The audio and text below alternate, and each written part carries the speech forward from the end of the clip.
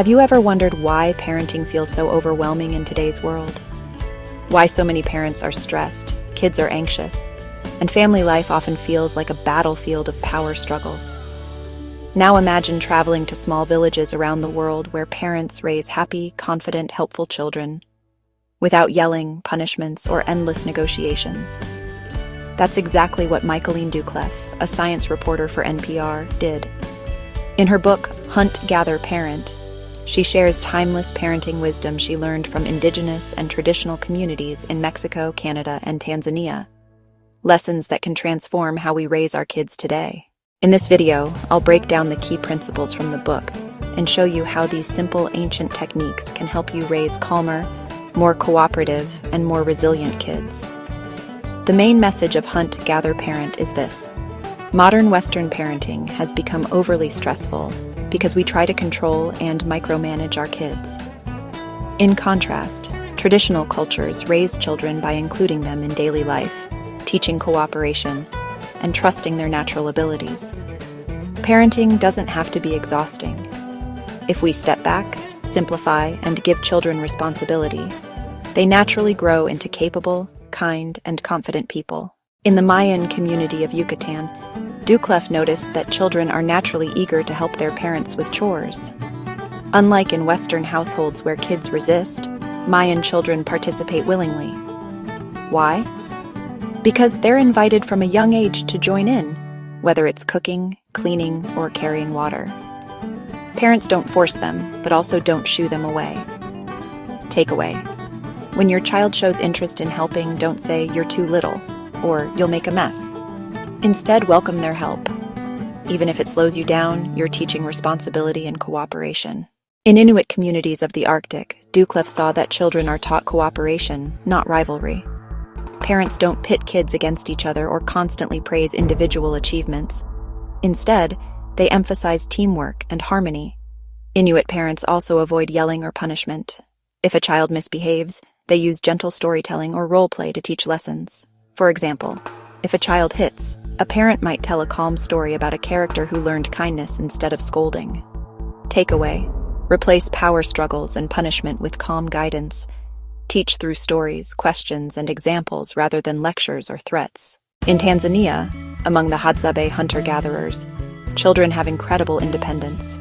From a young age, they're allowed to explore, make decisions, and solve problems on their own. Parents trust them to learn from experience. This doesn't mean neglect. It means giving kids freedom within safe boundaries. Autonomy teaches resilience, decision-making, and confidence. Takeaway: instead of micromanaging every detail of your child's life, step back. Let them take small risks, try things, and learn from mistakes. Trust them more than you think you can. One of the striking observations across all three cultures is how calm parents are. They rarely yell, argue, or show frustration. Children, in turn, grow up calmer and more cooperative. Doucleff points out that in Western households, parents often bring stress and pressure into interactions, but kids learn by mirroring us. If we stay calm and patient, they do too. Takeaway: model the behavior you want. When you feel like yelling, pause. Respond with calm authority, not anger. Traditional parents don't give long lectures or bribes for good behavior. Instead, they teach by involving children in adult life. Kids learn to cook, clean, care for siblings, and contribute to the household by watching and joining in. This gives children a sense of purpose and belonging. They don't see chores as punishment, but as part of being in a family. Takeaway: invite kids to participate in daily tasks. Instead of saying, "Go play while I cook," say, "Come stir this pot with me." Instead of, "Clean your room because I said so," make tidying a family activity. In Inuit culture, storytelling is a primary way of teaching values. Instead of punishing or lecturing, parents share stories that illustrate lessons. These stories capture children's imagination and help them internalize values without resistance. Takeaway: instead of scolding, try telling a story. For example, if your child refuses to share, tell a short story about someone who learned the joy of kindness. Stories bypass defensiveness and reach the heart. In traditional cultures, parenting is not just one or two parents struggling alone. It's shared among extended family and community. Children grow up surrounded by multiple role models, mentors, and helpers. Doucleff notes that in the West, parenting often feels isolating because nuclear families are expected to do everything alone. But children benefit when we bring in grandparents, relatives, neighbors, and friends. Takeaway: don't try to parent in isolation. Involve your extended family. Encourage your child to learn from different adults. Build a supportive village around your family. So how can we apply these lessons in our busy modern lives? Here are some practical steps. Welcome your child's help, even if it slows you down. Give choices and small responsibilities daily. Stay calm and use storytelling instead of punishment. Allow independence.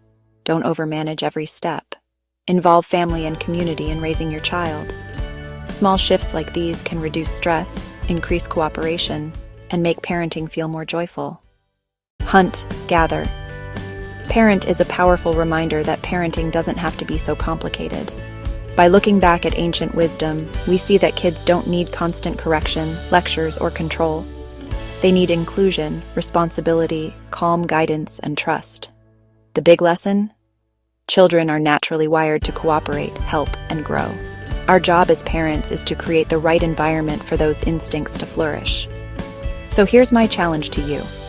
This week, invite your child to help with one daily task, whether it's cooking, cleaning, or setting the table. Watch how it changes their attitude and your connection.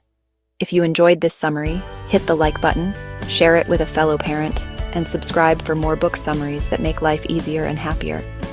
Thanks for watching, and remember, sometimes the best way forward is to go back to the timeless wisdom of the past.